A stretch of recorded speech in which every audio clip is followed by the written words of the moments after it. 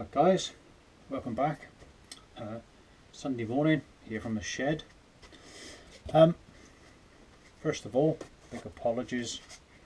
Not done any videos for about 8 weeks I think now. Over Christmas, rather poorly with the flu, sort of passed out, cut in the face, all sorts of things over Christmas.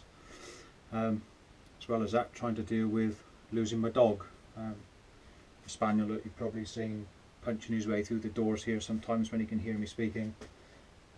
He caught cancer, cancer of the throat unfortunately, and we had probably about 6 weeks of not a very nice time, continual journeys to the vets, and in the end we had to lose him, I'm afraid. Going back to the videos that I said I'd promise you guys, I need to get back on track.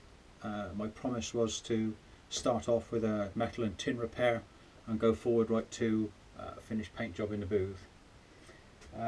So today I've put out an array of tools, hand tools mostly, of things that you will need before you start doing your tin work. I'm going to split this up into 2 or 3 sections. This section is like the hand tooling for cutting your steel and prepping your steel. I'm going to do one short video on panel beating kit, what the dollars are used for, different shapes, different sizes, where you'd use them. And then we'll go the third video into actually the welding and showing you how to put bits of steel together. Right, what do we need then? First thing we're going to need, if you're going to do any sort of patching or repairs on a vehicle, you need some way of marking out this patching, marking out the steel to decide how to cut it. Basically, simple kit. I'm obviously not going to spend more than 20 seconds or so on this. Pens, pencils, chalk markers, set squares, angle squares. If you need to cut a piece of steel at a specific angle, you can hold it up to your car, find out what angle it is, mark it off, transfer that to your steel. Good idea, lots of straight lines, nice big deep ruler. Doesn't matter whether you use metric system or imperial system, it's all the same. We just mainly use it's not really for measuring as much, you use tape and things for measuring, but just for scribing nice straight lines.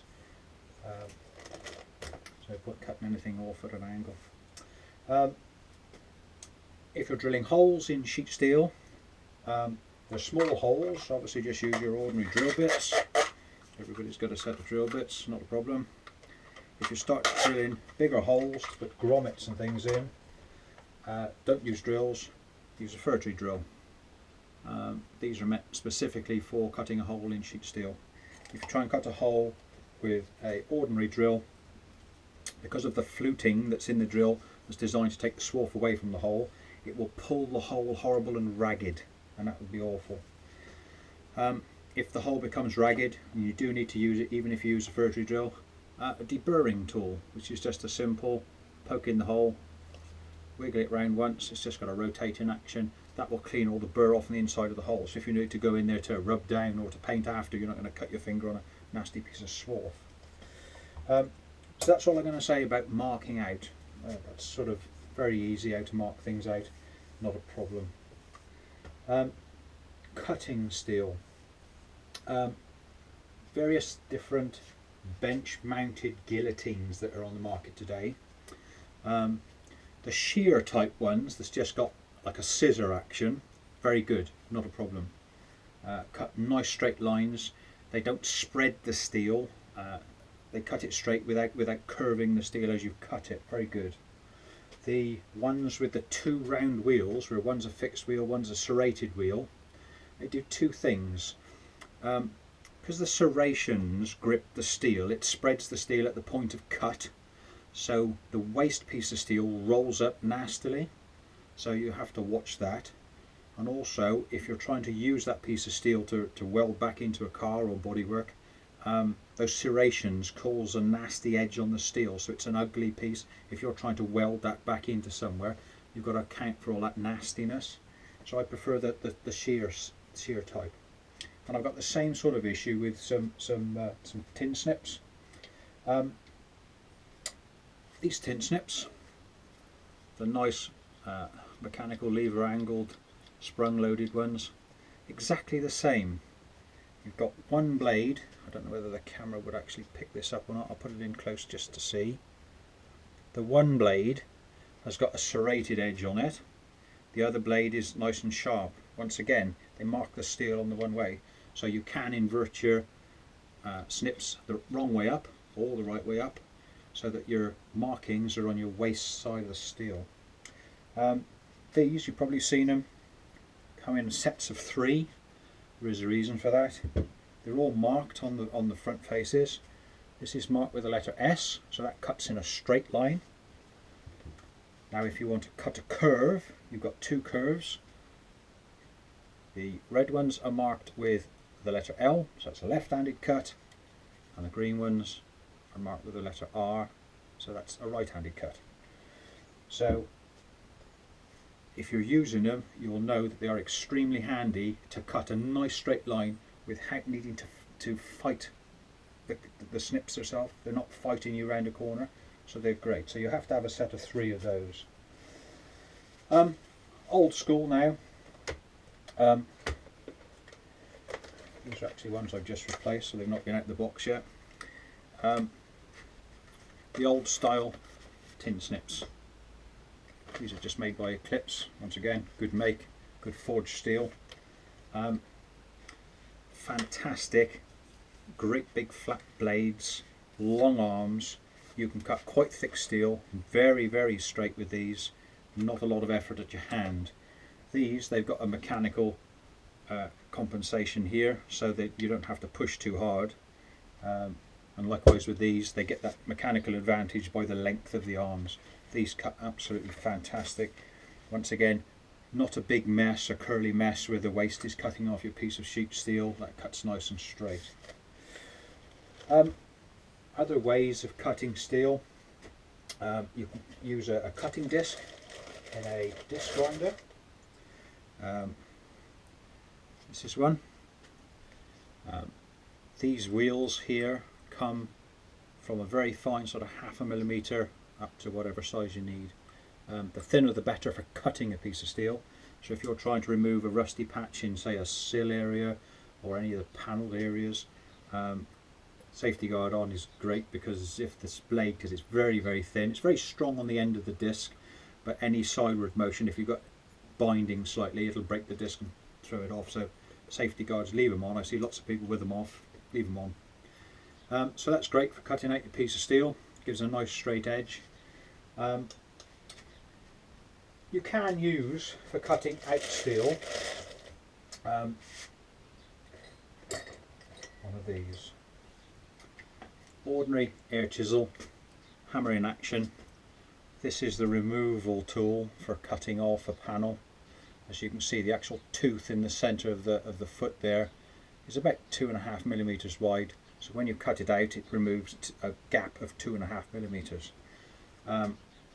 These are very coarse, very hard. If you've got a car that's got some rust in and you want to do it carefully, stay well away from these. These are okay for if you're removing say a wing that's actually spot welded to a vehicle. Cut off the bulk of the panel first, get that out of your way, and then refine your removing techniques to something a bit smaller and a bit more sedate, going around where the spot welds are after. But these are really coarse for cutting out steel. But it's not really the ideal thing. The other way of cutting steel, air saw. These are great. These are very sedate. You can set them up so the blade is only just a little bit poking through. If you're cutting like a wheel arch off or any parts of the steel in your sill, you can just drill a little hole, tip the blade in and just run across it really nicely. Very, very fine, very, very fine cut. And when you're trying to piece back in 2 pieces of metal, the gap between the two is about the thickness of that hacksaw blade. That's about the gap. They should stay apart. You shouldn't actually totally touch them, because your weld only welds the surface then. If you have a little bit of a gap, your weld goes inside the thickness of the steel and completely knits it together. So it's a better weld, better on the back side as well.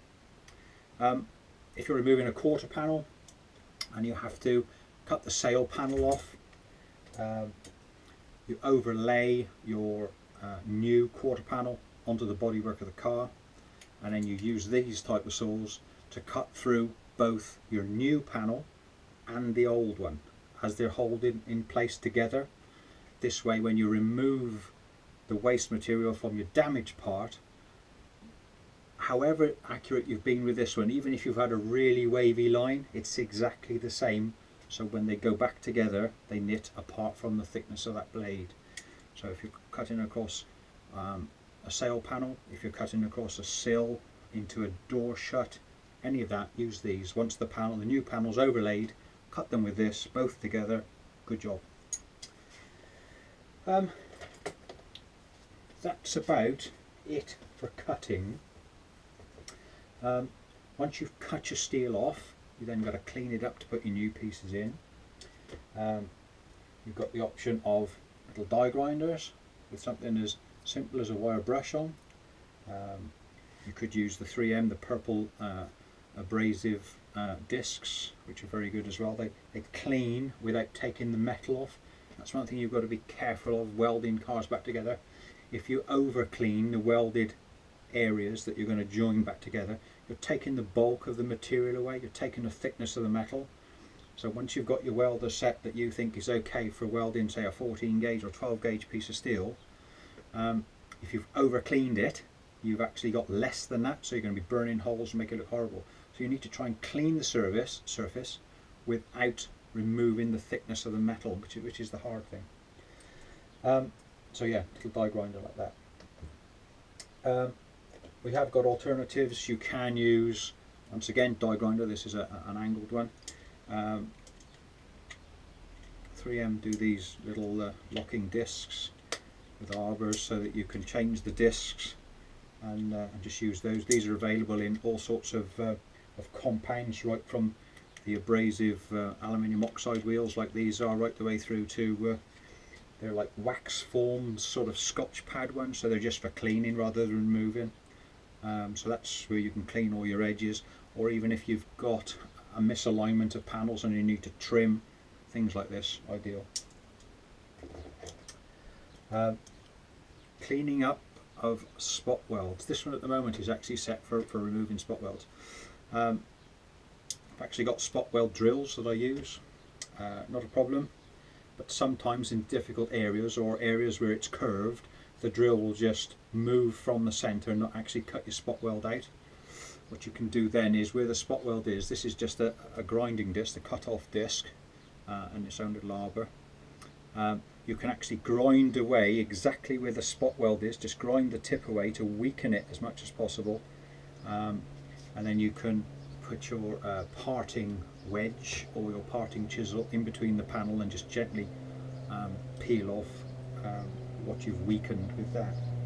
It's also good as well for if you've tack welded in a few places and you need to remove the tack weld, or if you just need to dress the tack weld back off. Once again, nice little thing like this, nice little pinpoint grinder. You don't want to get, as I say, take lots of metal away even when you're cleaning up. Work on the weld that you're trying to clean up.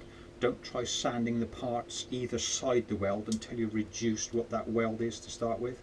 Otherwise you're getting the metal's going thinner and thinner and thinner as you go through. This is one again. This is another one of those tools that I've had forever. I've probably had this 40 years. It's a Chicago pneumatic linishing angled grinder. I currently use it just for linishing, just with a soft disc on.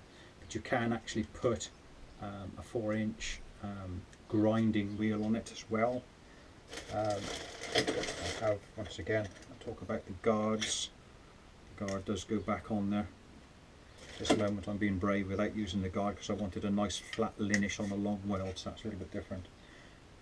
Once again, metal cutting discs, you can actually put that on there and actually cut with it as well, the same as we said earlier on with the other type. Does the same job really, so you can use that for cutting off as well.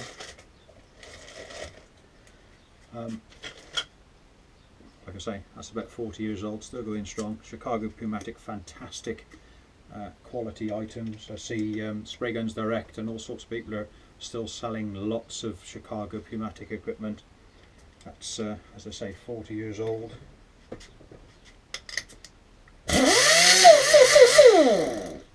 It's all sound and sweet. It's never had a bearing in it. There's no play in the bearings. There's no air leaks. The trigger is really nice and smooth. 40 years old. Pays to buy something of quality. Right, airfoils. These are extremely useful. Obviously it's a file, it's a belt driven file. You can get different grades of grit for the belts. So you can use this for cleaning up.